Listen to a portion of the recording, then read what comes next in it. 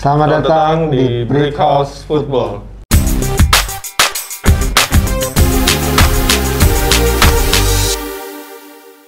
Yo, balik lagi sama gue Stefano. Gue Julius. Kali ini mau bahas tentang review Euro ya. Review Euro yang Gimana sebagai pendukung Inggris melihat gak jadi pulang footballnya? Ya, tapi pemainnya kan udah di rumah, jadi nggak buang ongkos ya sebenarnya pulangnya. Sangat kecewa sih. Jadi Anda sebagai pendukung Makedonia gimana? Bukan. Oh, bukan. Pendukung Italia nih ya. Iya. Gimana rasanya? Happy ya? Kalau dari sisi Italia puas lah sebenarnya sama mereka. Walaupun sebenarnya kalau menurut gue pertandingannya bisa diselesaikan nggak perlu sampai perpanjangan waktu gitu. Oh. Ya kalau Chiesa nggak cedera selesai itu barang mah. Oh, gue kira ini kalau Bukayo Saka nggak ditarik itu selesai. Enggak, Bukayo Saka mah nggak ada pengaruhnya terhadap pertandingan itu. Nah, kalau nggak ditarik, penalti yang penting ya. Itu namanya seni dalam bertahan. Inggris pun lakukan itu ke Chiesa, seni dalam bertahan. Enggak, tapi Chiesa itu karena dia keserimpet aja, bukan karena ditackle. Enggak, itu panik sama bek Inggris, yakin gua. Sebenarnya yang Inggris sempat mau melakukan itu ke Chiesa dari Declan Rice, tapi Chiesa-nya berhasil kabur. Yang mau diinjek tuh, waktu lagi udah lepas mau diinjek. Iya, udah memang harus digituin tapi. Iya, tapi ternyata lolos. Chiesa jago banget soalnya di match itu dia man of the match harusnya ya. Walaupun Bonucci yang dapat ya. Cuman kalau menurut gua Bonucci pun bagus juga. Ya, Bonucci bagus juga. Ya banyak long ball-nya Bonucci yang ya itu dia yang bikin Inggris nggak bisa ngepres Italia juga karena Bonucci bisa main bola jauh kan. Tapi gue sebenarnya di match itu oke lah sebenarnya ya, imbang, adu penalti. Cuman yang mau gue sorot adalah Gareth Southgate tuh jahat sebenarnya. Ya. Lu bayangin, bocah umur 19 tahun, beban satu negara yang haus banget trofi dikasih ke dia di penang terakhir. Mungkin itu masuk dalam komentar Jack Grealish yang bilang, iya, dia tuh bukan gak mau ngambil, dia siap ngambil untuk ngambil tanggung jawab beban itu, tapi karena ditunjuknya tidak di 5 pertama, dia terima-terima aja. Ya makanya, itu kan berarti yang jahat Gareth Southgate. Mestinya ya oke kalau Bukayo Saka lu mau kasih beban, minimal tendang kedua yang nggak ada pengaruh apa-apa. Yang masih bisa dibawa lagi. Penendang ganjil tuh punya bebannya beda biasanya. Iya. Apalagi 1 dan 5 ya. Soalnya kalau genap kan udah nggak ada, ganjil genap kan udah juga nggak ada. Ya betul. Panis terbaik. Loh, kok jadi panis? Ini kan kebijakannya siapa? Oh iya. Soalnya kalau menurut gue penendang genap itu pun gagal, masih ada penendang ganjil yang untuk nge-bounce back-nya itu. Ya pokoknya kesalahannya bisa dibayar sama penendang ganjil itu. Dan gue juga yang masih rada kecewa dengan Gareth Southgate-nya malah. Gue ngeliat dengan dua penendang pemain yang belum nyentuh bola harus nendang, Sancho dan Rashford. Gue sebagai fans MU juga ngeliat kenapa harus dua itu yang nendang.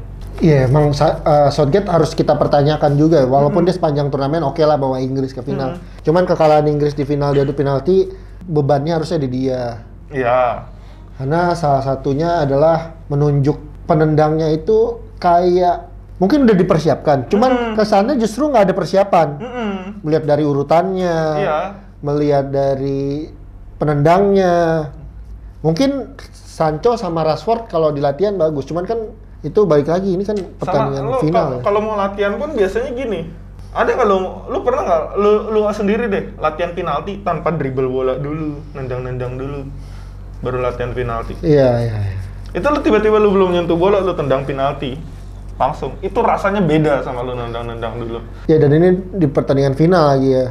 Itu kan pemain yang, maksudnya lu siapin Rashford dan Sancho walaupun cuma untuk tendang pasti dia pemanasan dulu dong. Itu pemanasan di pinggir lapangan tuh nggak boleh tuh oper-operan kayak di kita. Dia belum ngerasain bolanya, terlepas dari atmosfer ya, dia nggak akan ke bawah atmosfer tegangnya. Nggak setegang yang di lapangan yang sudah main lah maksudnya. Itu yang kekecewaan sih. Beda dengan Italia yang nampaknya Mancini ya pelatih senior, udah kawakan. Pernah juara di Inggris, pernah juara di Italia, pernah juara di Turki. Kelihatan gitu, manage timnya dari awal punya plan lah. Ya kayak misalnya di awal babak pertama kebobolan duluan, ya dia tetap tenang, malah dia atur Italia bisa megang bola bahkan setengah lapangan ya. Babak kedua game Italia. 60-an% lah ball possession di babak kedua doang. Iya, babak kedua. Cuman saya senang sebenarnya ngelihat Italia menang. supporter Inggris yang di sana jadi nggak tinggi hati lagi ya. Kalau ngomongin supporter ya nggak ngerti juga ya gimana. Cuman ini gue masih kecewa banget sama. Ya Southgate itu kayak nggak punya plan justru. Dia kayak misalnya, kayak mungkin dia punya plan nih untuk pertandingan. Gue rasa pun dia juga nggak nyangka tuh nyetak gol di menit kedua tuh timnya. Nah setelah itu kan dia bingung nih, apakah gue tetap nyerang, apakah gue defense, apakah gue ngepres. Itu sejarah gol tercepat di final loh, Euro. Iya, jadinya dia bingung. Akhirnya dia memutuskan Catenaccio, sebenarnya itu punyanya Italia kan. Kalau Catenaccio kan artinya mempertahankan apa yang sudah diunggulkan kan sebenarnya, berusaha semaksimal mungkin untuk yang penting hasil akhir menang. Nah justru Inggris mau kayak gitu tuh, apalagi sudah Klopp dengan formasinya di awal tuh 5 back. Tapi justru kan berat. Jadi berat karena ya Italia ini bukan yang 4-5 tahun yang lalu yang nggak punya plan menyerang ya. Inggris kalau mau menang lebih pasti dia nggak boleh main bertahan. Malah mending nyerang lagi ya. Lu gambling aja gitu. Maksudnya lu diserang kita tapi serang balik. Mending serang juga gitu. Cepet-cepet kill the game aja ya. Soalnya kalau lu main begitu, walaupun Inggris nggak kebobol open play loh sama sekali.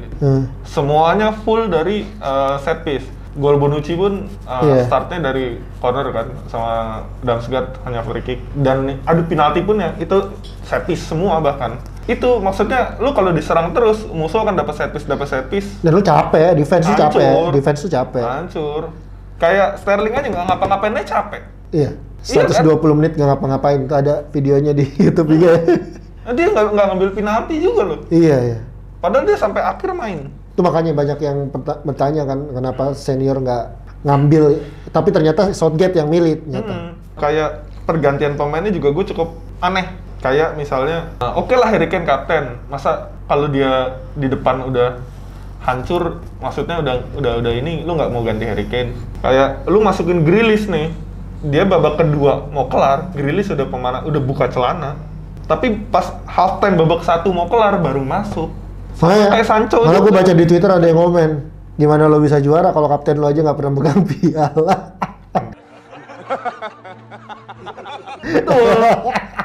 Betul. Paling nggak ada kecil pernah foto sama Beckham. Apa lagi? Lo main di klub ya nggak pernah juara. Ya udah. Tapi Euro ini menurut lo gimana overall? Gelarannya sih menarik, banyak kejutan, gol bunuh diri banyak. Ya itu juga. Ronaldo mungkin mencetak sejarah dan top skor juga. Apakah itu jadi gol terakhirnya juga? Nggak tahu juga kan. Di Euro. Dia cuma butuh 1 gol lagi untuk jadi top skor timnas sepanjang masa loh. Untuk semua negara. Iya. Apakah Ronaldo pensiun habis ini? Maksudnya nggak main di Euro lagi ya? Karena Euro kan masih 4 tahun lagi, 3 tahun lagi. Euro kemungkinan sih enggak. Tapi World Cup untuk persiapan tahun depan apa dia mainnya itu? Main. Dia sempat ada statement kalau dia bilang sih katanya ini mungkin pagelaran internasional terakhir. Iya. Tapi itu 2020 saat Euro belum diundur. Ya kita nggak tahu. Tahun depan masih ada Qatar, masih dekat lah, masih bisa lah. Seharusnya ya. Iya. Ya kalau menurut gue sih Euro yang menarik lah. Lumayan menghibur di musim panas di tengah lockdown ini. Nah, buat footballer kira-kira layak nggak Italia jadi juara? Apakah Inggris sebenarnya yang lebih layak? Walaupun kata gue sih enggak ya. Enggak, ya gue bilang pun Italia lebih layak lah. Iya, karena sepanjang turnamen dia bermain bagus. Inggris tidak bermain bagus, dia babak adu penalti. Pickfordnya doang bagus. Pickford, oke. Terima kasih buat Donnarumma, kamu bikin rekening saya bertambah. Ya. Ini kita. Nah, sebelum kita tutup, kita bahas bursa transfer yang ada. Nih kemarin gue baca Donnarumma ke PSG, Hakimi ke PSG, Sergio Ramos kemarin udah latihan sama PSG. Wah gila-gilaan tuh, tim banyak banget. Duit emang nggak dihukum sama UEFA ya? Halo UEFA, nggak mau. FFP loh, ada FFP. Dilanggar semua kayaknya itu tim itu ya. Wijnaldum ke? Iya, Wijnaldum ke dibajak. PSG, iya. Yang kayaknya sudah mau ke Barca. Gua nggak tahu nih kalau PSG masih nggak juara Liga Champions tahun depan sih kebangetan. Kalau nggak juara lagi, udah cocok degradasi aja waktu itu tuh harusnya tuh. Mendingan yang punya siapa sih namanya? Siapa?